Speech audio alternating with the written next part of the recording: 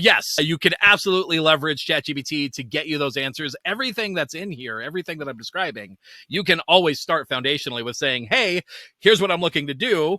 Here's what I'm looking to achieve. Can you ask me any questions that you need to ask me in order to get me to this outcome, including steps, etc.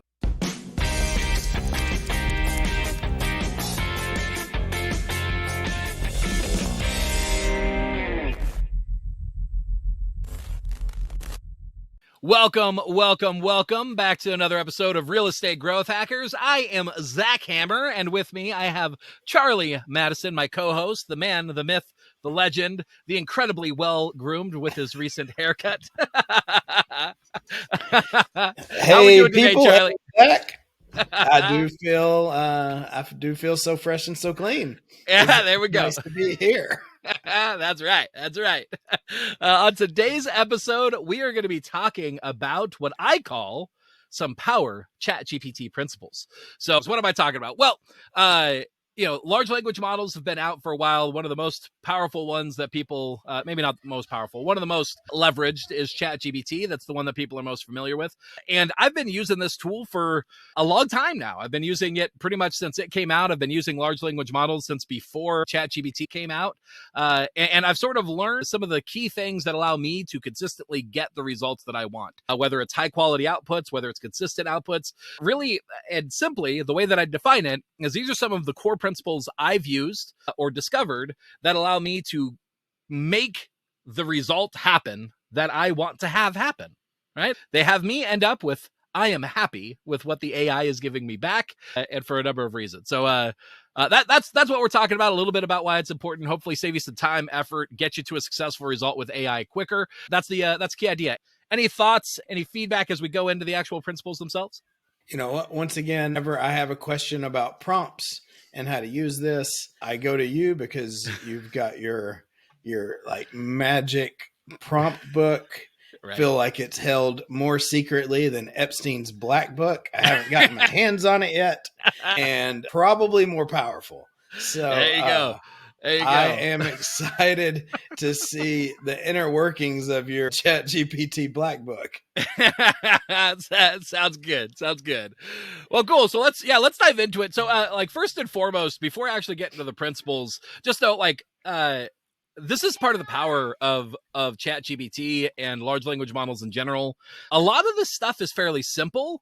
Like, you're going to hear it and it's not going to be like, oh, this is what I've been missing this whole time. And now like it feels like a big, amazing discovery. Like, these things are, they tend to be pretty simple, but it's more about leveraging language consistently, understanding the technicalities for how these tools work. And when you do that, you're able to more naturally get where you want to. And, what's the phrase? Like, little hinges swing big doors. That's the phrase, right? That's a thing. Right. So it's, these are small principles that are very powerful in their results. So don't expect to be looking for something that you're like, oh, this is something I never could have figured out. You probably would. I mean, honestly, over time, if you use these tools enough, you probably would. Or maybe after enough experimentation, you sort of come to these. My goal is just to make that process shorter and simpler for everybody as we go through. So let's dive into it. So the first one is one that we've actually already done an episode on, so I won't fully cover it. But the key principle is the Mega Prompt Framework.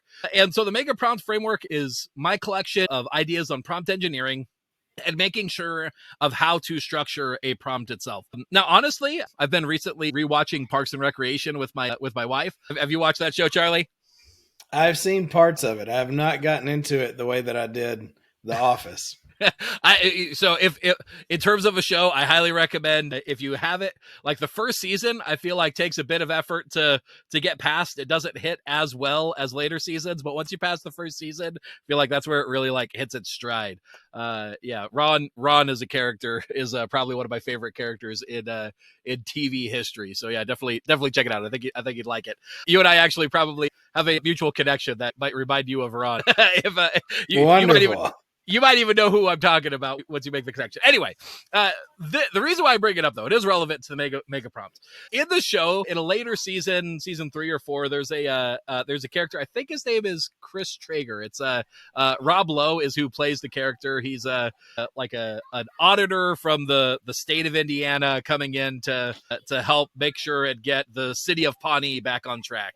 Anyway, but he's a very quirky person, and one of the things that he does is when he's asking for something, he asks for it in a very specific way. So he's asking his assistant for a glass of water, and he says it like this. He says, I want a glass of water. I want it cold. I want it without ice. I want it in a mug or glass without any handles, and I want it quickly.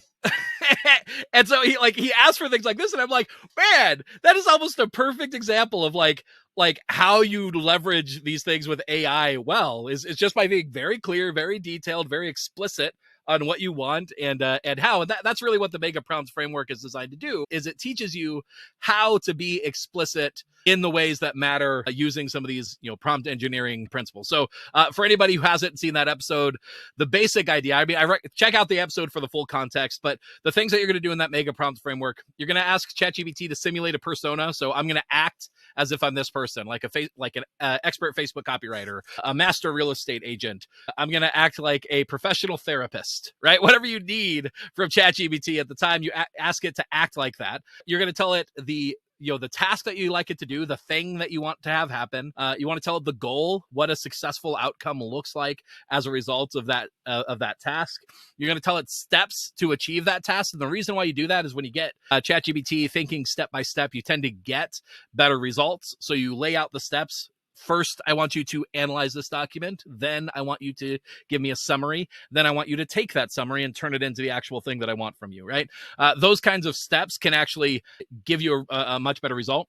And then finally, what you're going to give ChatGPT is context and constraints. So that's going to be things like, if you have character limits, if you need to give it a little bit of extra detail around why you're doing this or what you need from it. It could also be things like tone, style, output, format, those kinds of things. There's a lot of things that fit into context and constraints, but that's where you sort of give it the extra details to really give you the flavor, the style, the formatting that you need it to come back to you with. But that's the key idea around the mega prompt framework. Any thoughts or questions around that one? We did cover that. I loved how we covered it in detail previously. I guess one of the questions is, if it's hard for me to think through the steps, can I ask ChatGPT, what are some steps that you could use? Yes. And I actually have two frameworks. Yeah, I have two prompts that I actually developed to make this easy for people. One is called Prompt Engineer GPT, and that one basically works with you, where you get GPT to act as a prompt engineer for you, so that it asks you questions, you answer them, and it gives you back a mega prompt, including all the steps to complete and all that sort of thing. Similarly, I've got another one that allows you to take an already successful prompt and then throw this prompt in at the end of it, and it'll have ChatGPT take what you've already done and turn it into a mega prompt, so that you could repeat that process without all the back and forth that you probably had to do to get there in the first place. So yes, you can absolutely leverage ChatGPT to get you those answers. Everything that's in here, everything that I'm describing, you can always start foundationally with saying, hey, here's what I'm looking to do. Here's what I'm looking to achieve. Can you ask me any questions that you need to ask me in order to get me to this outcome, including steps, etc. So yeah, absolutely. You don't have to provide all this up front. You can leverage AI to make the process easier in the first place as well. I love that. Indeed. All right, moving on to principle number 2. So principle number 2 is what I call the Dory principle. And the Dory principle all centers around the idea that ChatGPT does have memory issues at points, right? It does, just like Dory, need to be refreshed, need to be reminded. And so it's worthwhile. This may be a principle that actually goes away at some point in terms of practicality. As of right now, there's a specific window in ChatGPT, depending on the model you're using, of about 4,000 tokens up to 16,000 tokens within ChatGPT, although GPT-4 is capable of 32,000 tokens via the API, if I recall. And what that means, those tokens, it's not exactly this way, but it's worth, for basic understanding, thinking of that as the number of words that it can understand at one given time. So approximately 4,000 words of context at a given time.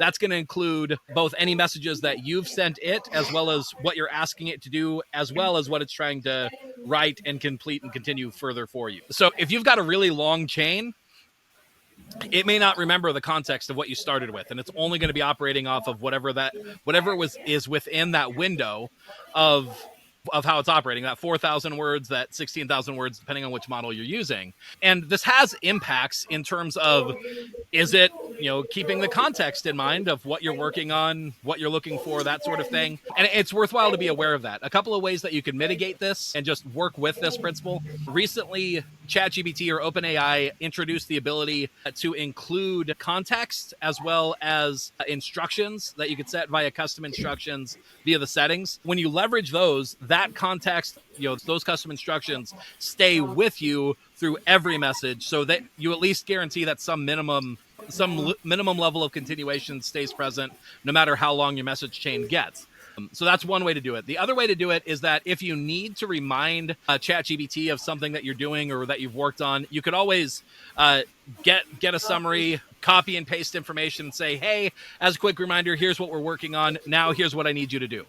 And that could be another way to do it, depending on how proactively you've thought about it on the front end. But it's worthwhile to remember, ChatGPT will forget things, right? There is a context that it will forget, and so you might need to remind it. You might need to leverage those various tools to keep that keep that clear for you. Does that make sense? Yeah. Have you used the context or the instructions at all?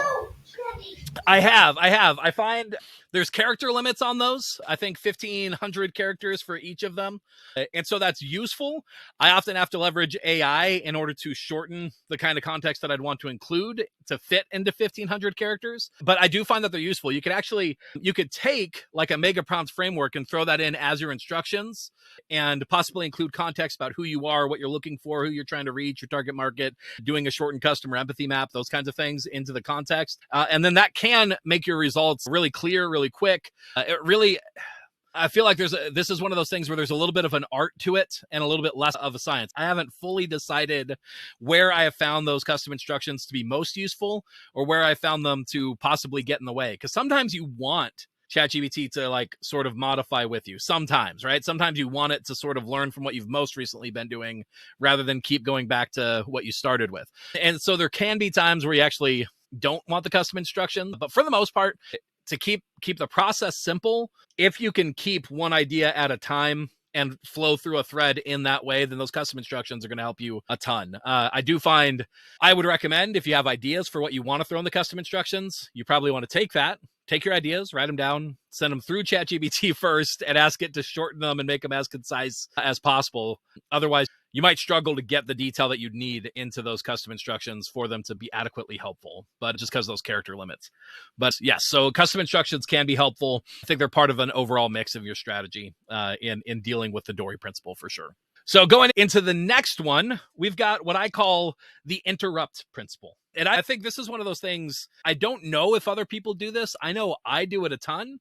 There is a stop generating button in ChatGPT where you could tell it, I want you to stop. And when you realize, oh, I forgot to include something, or I see it's going in a direction that I don't actually want it to go, I will very often, as soon as I see that it's going down a path that I don't want it to go, I will stop it and I will go back and edit my message to include any extra clarity, include any clarifying things to ensure that it's coming back to me with the message that I want. And this is important for a couple of reasons. One, don't just sit there and wait for it to do something when you see that it's clearly not doing what you want. That's a waste of your time. Get it to stop, go back and clarify. More than anything, AI, these large language models, are a mirror for your own clarity. So when you see them not giving you back what you want, that's your answer that you weren't clear enough. Go back, fix your clarity, give it the context, ask it the question in a slightly different way so that it's more accurate to what you're looking for. And that's going to be really powerful for you. Did you have something that you wanted to say about that? No, just the noise has left around me, so I can unmute now. Yeah, gotcha. Yeah, good call. So interrupt ChatGPT, press that stop generate button, and go back and fix your context. And then further, the other reason why that matters actually kind of goes back to our Dory principle. It's a lot better to have all of the context window of ChatGPT be what you want it to do, right? Rather than a mixture of what you don't want it to do, then you ask the question to clarify it. Like you just want it to have tons of examples of perfection. If you mix in imperfect or wrong stuff into it, it's going to start to confuse it as it tries to mix what it's giving you in the output, right? Because it's going to see those examples. It's not going to destroy what you're up to, but I've just found if I want it to be most reliable, having it see very clearly, this is exactly what I want, and continuing down a success path rather than trying to bring it back to success after it's already been unsuccessful in the chat chain. So you fix it by going back and editing your message, getting it to give you back exactly what you're looking for, then continuing on, rather than asking it, getting the wrong answer, then asking a new one to try and fix it. You instead go back and edit your original to try and get closer to the right message. Now, you don't have to do that every single every single of the time. I said that very, very specifically. There's a office reference there. But yeah, you don't have to do that all the time, but I do find that it can help. So that's the idea. Any thoughts around the interrupt principle and leveraging that stop generating button as well as editing your original prompt? Yeah, a lot of times, like when I hit the stop button, I feel like a lot of times it'll say, which one of these are the best answer, or that asks for feedback. And a lot of times I feel like when I click stop, like both options are just way off. So I've got to kind of just go back to the drawing board a little bit. Yeah. So, and there's actually two buttons. One of them is regenerate, which might be what you're talking about. That's when I typically see the two options come up. The stop generating typically just it's more like you put your finger up, right? And Gotcha. It literally just like stops it in its tracks. It's like, all right, I'm done. And it just stops there. And so then that's where you could go back and edit the message. We might be talking about the same thing. They do play with the UI a bit, so it's possible that now sometimes when you click stop generating, it tries to regenerate something different as well. But yeah, either way, it goes back in that same point of when you're telling it to stop, when you're needing to go back and fix something. Sometimes it's close, but whatever reason you're telling it to stop, whatever reason it's off, it's just better to fix that original message rather than trying to fix it through a follow-up question. So does that make sense? Yep, that makes sense. Perfect. All right. And then our final principle, and by the way, these aren't designed to be exhaustive. This is just sort of a grab bag collection of some of the things that I found to make me more successful leveraging these AI models. So there might be more. There might be more things that you want to have in order to be successful with this. But the last one that I have for you today is called the one thing at a time principle. And I actually touched on this briefly. Basically, the idea is you don't want to have, if you can avoid it, you don't want to mix use cases in one thread. You don't want to start by talking about getting help with social media posts, then shift to getting advice on your taxes, then shift to like asking it the best way to do a foot massage, right? Like you want to use new threads for different topics in order to have your threads build up the most value as possible. Now, the place where you can potentially divert from this is if you are building a chain of thought that builds on itself, right? So if I'm building a landing page and I get it to write the copy for the landing page, and then I want it to write emails about the same things that I put together for that landing page, and I wanted to get it to write social media posts to help promote the landing page as well. That kind of context can make sense to do all in one thread sometimes, right? So it can make sense to do that. It depends on if what you're looking for is for very similar language to be pulled in and very similar thoughts to be pulled in. If you're looking for that, then it's a great way to kind of give it all that context in one go fairly naturally as you're building on an idea. But if you're switching topics, switch threads as well in general. Otherwise, you're just going to get weird, confusing mixtures of like ChatGPT is trying to decide, okay, so I need to answer therapist questions plus copywriting plus art tips. I'm so confused right now. My responses are going to be really weird. Anyway, Right. that's what tends to happen. So if you're working on multiple things, start a new thread typically, unless what you're doing logically builds on the ideas that you started with foundationally. So that's the key idea there. That's the one thing at a time principle. Any thoughts on that one? Yeah, sometimes I've like duplicated a thread or duplicated Right. what I've got because I want to I want to go down these two parallel paths. Right. And instead of trying to jump, do one and then jump to the other. I just have the two separate, kind of take Right. it where it was left off. And that seems, and I started doing that, I think, because it just felt cleaner than trying Right. to get it to jump back and forth. Yeah, that makes sense. And actually, it'd be really cool if they added some way to do that in the UI, where like there's a split a conversation or fork a conversation all from the same thread, just so you could see it. Like this is the parent thread.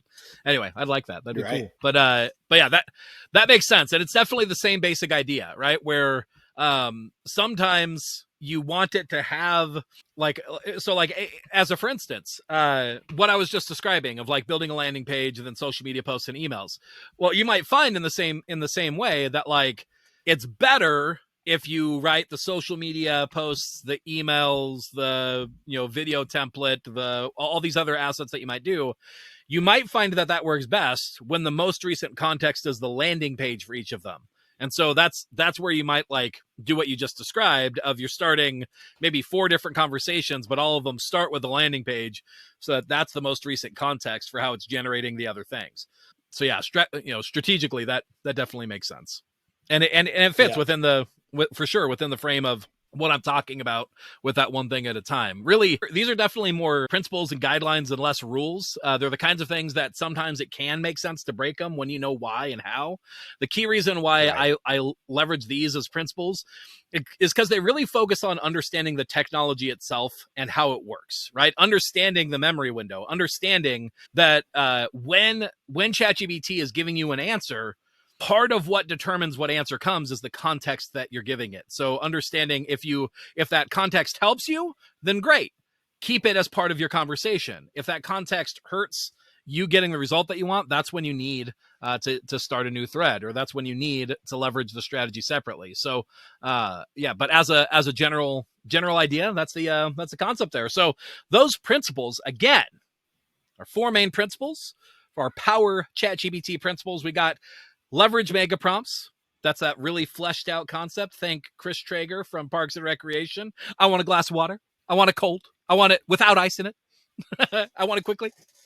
I want it in a glass or mug without handles. Yeah. Anyways, that's our mega prompt framework. And then we got our Dory principle, just remembering that ChatGPT does have a limited memory window. So you want to leverage that both to your advantage, mitigate its problems as they come. You want to make sure to interrupt ChatGPT. Don't just let it do its own thing, and don't just continue down a bad chain of thought trying to fix it. It's often better to go back and fix it where it went wrong in the beginning. And then the one thing at a time strategy for how you leverage your threads and messages and all of that. So those are the 4 principles that I got for you. Any thoughts or final questions or considerations on that, Charlie? Listening to this, it made me think I was listening to Naval Ravikant the other day. Right.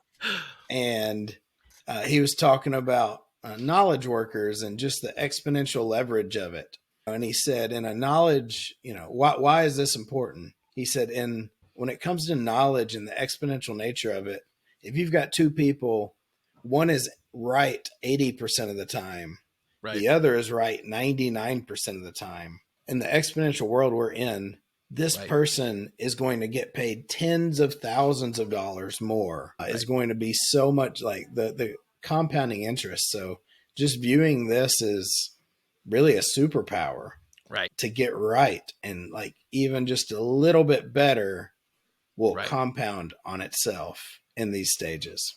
Exactly. And what's powerful about this, nothing that I just described, it doesn't really, like, aside from maybe the mega prompt framework, which again could be mitigated by AI prompts that I've developed to make that easy. Aside from that one, most of these, they don't increase the work, right? They don't make this harder. Right. It's more about being more intelligent with how you're using the tool and how you're leveraging it. So it's not about you have to do all these extra steps. It's more about here are the right ways to just subtly guide and zero in on an ideal outcome. And so it doesn't even take much extra work, if at all. It's just more effective work. So the guidance there is really subtle. It's super subtle. Indeed. Boom, roasted. So there you go. That is our Power ChatGPT Principles. Thank you so much for coming out to another episode of Real Estate Growth Hackers. I am Zach Hammer, founder of Real Estate Growth Hackers. Feel free to check out what we are up to at realestategrowthhackers.com. Everything that I talked about today, any offers, anything that you might want to check out, that's where you're going to be able to find it. I keep you having this voice in my ear saying that I need to turn some of these prompts into something that you guys can opt in for and get access to. That'll be coming soon. So definitely check out Real Estate Growth Hackers as where you can get access to this information if you want to dive in deeper. Charlie Madison, my co-host, definitely check out what he is up to at Realtor Waiting List, or Referrals While You Sleep. Realtor Waiting List if you are a lender, Referrals While You Sleep if you're a real estate professional, and he can point you to how you can be leveraging the strategy of being able to build a waiting list of realtors, or get your friends, your family, the people that you know, like, and trust to reach out to you on autopilot. Really powerful stuff, and definitely worth checking out. And again, realtorwaitinglist.com, right? And referralswhileyouSleep.com, where you check that out. Right. So there you go. Thanks again for coming on with me, Charlie. Wonderful as always. And we'll see everybody on the next one. See you next time. Thanks for tuning in to the Real Estate Growth Hacker Show. Remember, done is better than perfect. To turn the marketing ideas and tactics you just learned into real growth for your real estate business, visit us at realestategrowthhackers.com. If you like this episode, consider sharing it with another real estate professional who could benefit from the information. Or maybe you'd like to subscribe to the show to never miss an episode. You can leave a rating or review on iTunes with your biggest takeaway, helping this show to reach and help more people just like you. Thanks again, and we'll see you on the next episode.